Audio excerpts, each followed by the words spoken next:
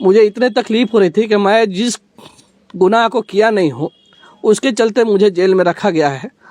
मेरे बगैर मेरे बच्चे, मेरी छोटी बच्ची थी 5 साल की, मेरे बगैर ना खाती है ना सोती है।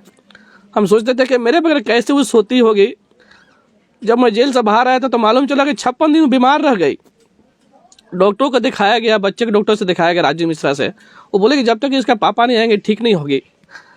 तो आप सोच सकते हैं अगर ये संविधान नहीं होता और मुझे न्याय नहीं मिलती तो ये तकलीफ सिर्फ मुझे नहीं मिला था, मेरे पूरे परिवार को मिला था, मेरे छोटे बच्चों को मिला था। आज मैं बाबा साहेब का बहुत दिल से आभार व्यक्त करता हूँ। उन्होंने ऐसा संविधान बनाया कि निर्दोष को न्याय मिलता है।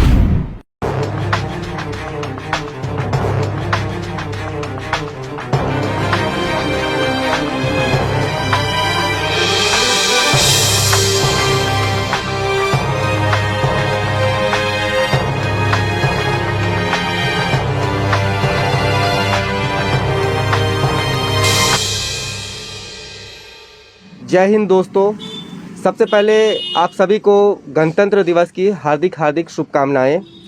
इस वीडियो को, इस खबर को स्टार्ट करने से पहले आज मैं सबसे पहले संविधान की उद्देशिका पढ़ना चाहता हूं। हम भारत के लोग भारत को एक संपूर्ण प्रभुत्व संपन्न समाजवादी पंथ निरपेक्ष लोकतंत्रात्मक गणराज्य बनाने के लिए तथा उसके समस्त नागरिकों को सामाजिक, आर्थिक और राजनीतिक न्याय, विचार अभिव्यक्ति, विश्वास, धर्म और उपासना की स्वतंत्रता, प्रतिष्ठा और अवसर की समता प्राप्त कराने के लिए तथा उन सब में व्यक्ति की गरिमा और राष्ट्र की एकता और अखंडता सुनिश्चित करने वाली बंधुता बढ़ाने के लिए दृढ़ संकल्प होकर अपनी इस संविधान सभा में आज तारीख 26 नवंबर 1949 ईस्वी मिति मार्गशीर्ष शुक्ला सप्तमी संवत 2006 विक्रमी को एतद द्वारा इस संविधान को अंगीकृत, अधिनियमित और आत्मर्पित करते हैं। दोस्तों, ये भारत के संविधान की उद्देशिका थी, जिसे आप अक्सर कई कार्यक्रमों में सुना करते होंगे, पढ़ा करते होंगे। क्योंकि आज गणतंत्र दिवस है और आज ही के दिन हमारा संविधान जो है वह लागू किया गया था।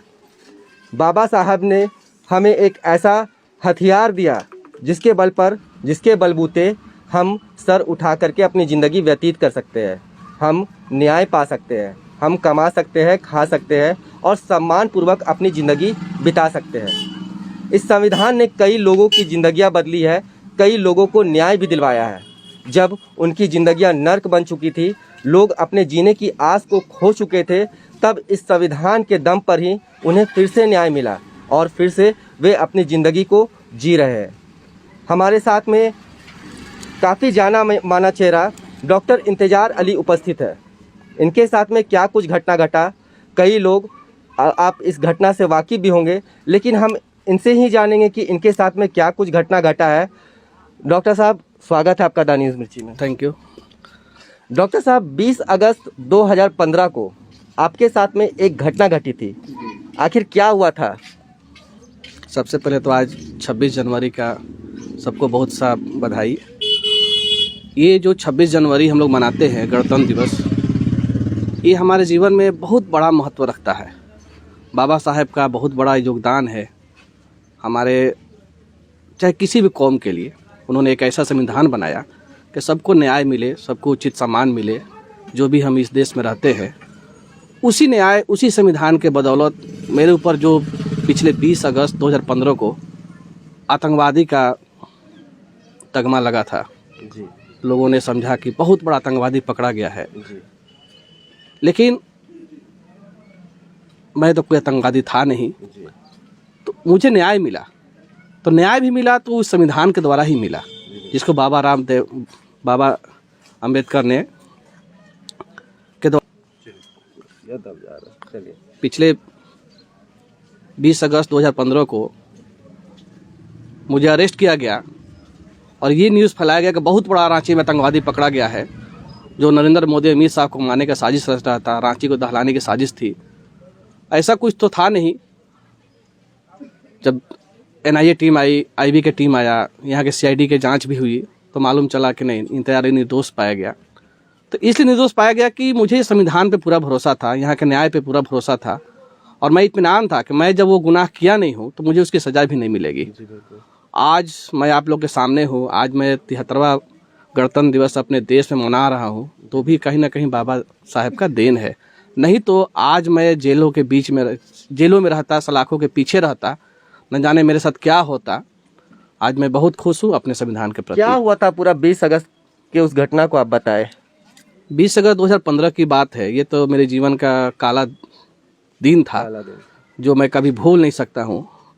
मैं झालदा गया था मेडिकल कैंप करने के लिए, वहाँ से 120 मरीज को देख के लौट रहा था। तो जैसे ही मैं झालदा स्टेशन से मैं रांची आने के लिए ट्रेन पकड़ा और कीता स्टेशन में जैसे मेरी ट्रेन रुकती है तो कुछ ऑफिसर आते हैं और मेरे घेर करके और फिर मुझे जबरन उठा लिया जाता है। जब मैं कीता स्टेशन के बाहर आया तो मुझे बताया जाता है कि ये सब सारा विस्फोटक वाला बैग कहाँ से लेकर आ रहे हो। तरह तरह का आरोप लगाए जाते हैं मुझ पर, लेकिन वो विस्फोटक तो मेरा था ही नहीं। वो लोग खुद अपने से ले करके आए थे, जैसी करनी वैसी भरनी। जितने लोग मुझे फंसाने की कोशिश किए थे, आज देखिए वही बाबा साहेब के संविधान के चलते वो उल्टे फंसे हुए हैं। जो मुझे फंसाने की कोशिश कर रहे थे आज खुद फंसे हुए हैं। कोई किसी को निलंबित कर दिया गया है, किसी को कुछ सजा मिल गई है, सब लोग खुद।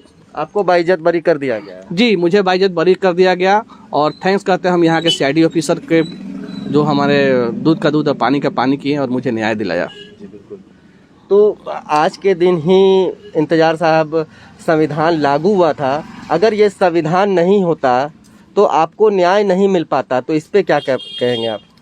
सबसे पहले तो जब मैं जेल में था 56 दिन, और जो मेरा पहला दिन था तो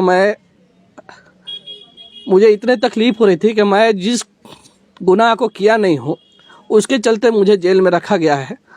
मेरे बगैर मेरे बच्चे, मेरी छोटी बच्ची थी 5 साल की, मेरे बगैर ना खाती है ना सोती है। हम सोचते थे कि मेरे बगैर कैसे वो सोती होगी। जब मैं जेल से बाहर आया था तो मालूम चला कि 56 दिन बीमार रह गई। डॉक्टरों को दिखाया गया, बच्चे के डॉक्टर से दिखाया गया, राजीव मिश्रा से। वो बोले कि जब तक इसका पापा नहीं आएंगे ठीक नहीं होगी। तो आप सोच सकते हैं, अगर ये संविधान नहीं होता और मुझे न्याय नहीं मिलती तो ये तकलीफ सिर्फ मुझे नहीं मिला था, मेरे पूरे परिवार को मिला था, मेरे छोटे बच्चों को मिला था। आज मैं बाबा साहेब का बहुत दिल से आभार व्यक्त करता हूँ। उन्होंने ऐसा संविधान बनाया कि निर्दोष को न्याय मिलता है। जी बिल्कुल, बहुत ही दुखदाई घटना है डॉक्टर साहब का कि इन्हें झूठे मुकदमे में, झूठे केस में इन्हें फंसा दिया गया। इनके सीट पर ट्रेन में एक्सप्लोसिव्स रख करके इन्हें फंसाया गया। और इस केस में कई मिली भगत जो था डॉक्टर साहब, वो सारे ऑफिसर्स लोग ही थे इस केस में मिले हुए। हाँ, एक आर्मी का ऑफिसर थे सूबेदार मिश्रा जी, मेन तो उन्हीं का रोल था। और भी कुछ लोग थे, आपका सिल्ली थाना के थे, नामकुम थाना के थे, सारे लोग सस्पेंड भी हुए। और सूबेदार मिश्रा जो थे वो कानपुर का रहने वाले और आर्मी के ऑफिसर थे, इसलिए उनका केस भी आर्मी देख रही है और आर्मी के अनुसार ही उनको सजा भी मिली है।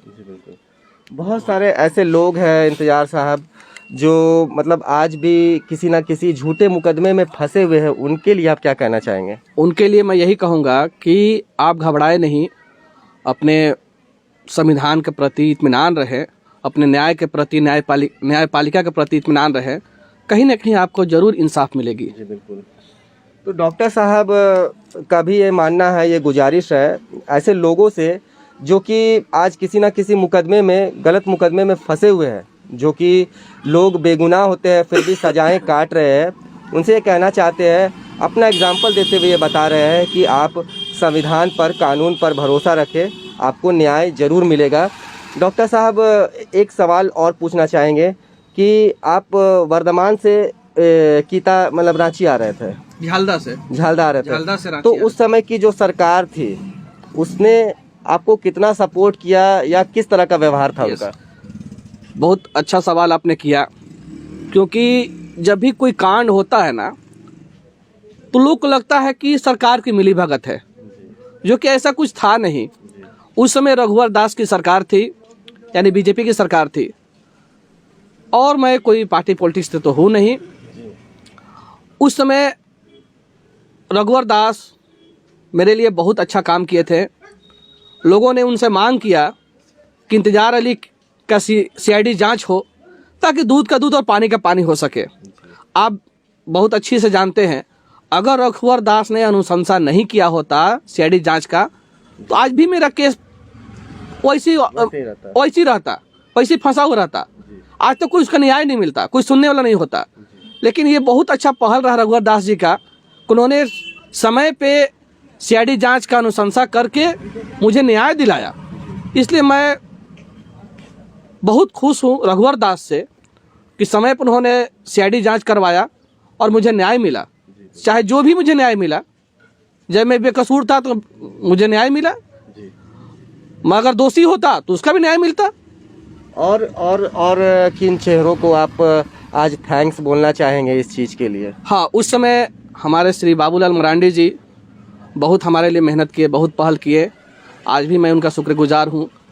उस मुसीबत के घड़ी में अगर कोई आंसू पोंछने वाला था मेरे परिवार का तो बाबूलाल मरांडी, उनका पूरा टीम, JBM का टीम, सारे लोग, जिसमें खालिद खलील, बाबूलाल मरांडी, बहुत से लोग थे, सारे टीम में सारे लोग आए थे, जितने भी JBM का हमारे मेंबर थे, सारे लोगों ने सपोर्ट किया, धरना दिया, प्रदर्शन किया। खास करके हमारे मोहल्ले के लोग भी, जो कि लोग मुझे जानते थे, कहा तो डॉक्टर साहब यहाँ इतने 20 साल से अपना सेवा दे रहे हैं मोहल्ले में लोगों को, लेकिन कभी कोई गलत किसी के साथ नहीं हुआ, तो इतना बड़ा कांड कैसे कर सकते हैं।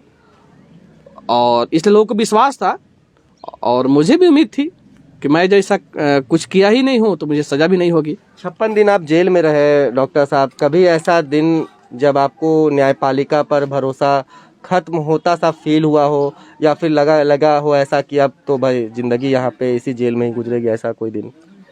56 दिन तो सही में शुरू में तो बहुत कठिनाई लग रही थी, लेकिन जैसे जैसे बाबूलाल मरांडी मेरे घर गए, मेरे लिए आवाज़ उठाने लगे, लोग मेरे लिए आगे आने लगे, पेपर तो डेली वहाँ मिलता था पढ़ने के लिए, न्यूज़ मिलता था, तो फिर हिम्मत होने लगी और फिर मुझे विश्वास हो गया कि नहीं, कहीं ना कहीं मुझे न्याय मिलेगा, देर है अंधेर नहीं है। आतंकवाद जैसे शब्द का धब्बा आपके सर पर मढ़ा गया, जब मोहल्ला पे आए थे, आप अपने क्षेत्र में आए थे, तो कैसा रिस्पांस मिला था लोगों से? हाँ, लोगों को लगा कि आतंकवाद जैसा ये धब्बा जो है मुसलमानों पे लगाया जाता है, लेकिन इंतजार अली एक वाहिद शख्स है जो इन्होंने साबित कर दिया कि हर मुसलमान आतंकवादी नहीं होता है। जी बिल्कुल, हर मुसलमान को आतंकवादी के नज़र से नहीं देखा जाए, कहीं ना कहीं उनसे फंसाया भी जाता है। और इसमें बहुत बड़ा योगदान रहा हमारे IB टीम का और NIA टीम का। वो आए थे रांची और जांच करके चले गए। उन्होंने एक ही बात कहा कि अगर सही में इंतजार अली आतंकवादी होता तो हम लोग इसको कड़ी से कड़ी सजा देते, इसको अपने साथ ले जाते, लेकिन आप लोगों ने एक निर्दोष आदमी को फंसा करके हमारे समय को व्यर्थ किया है।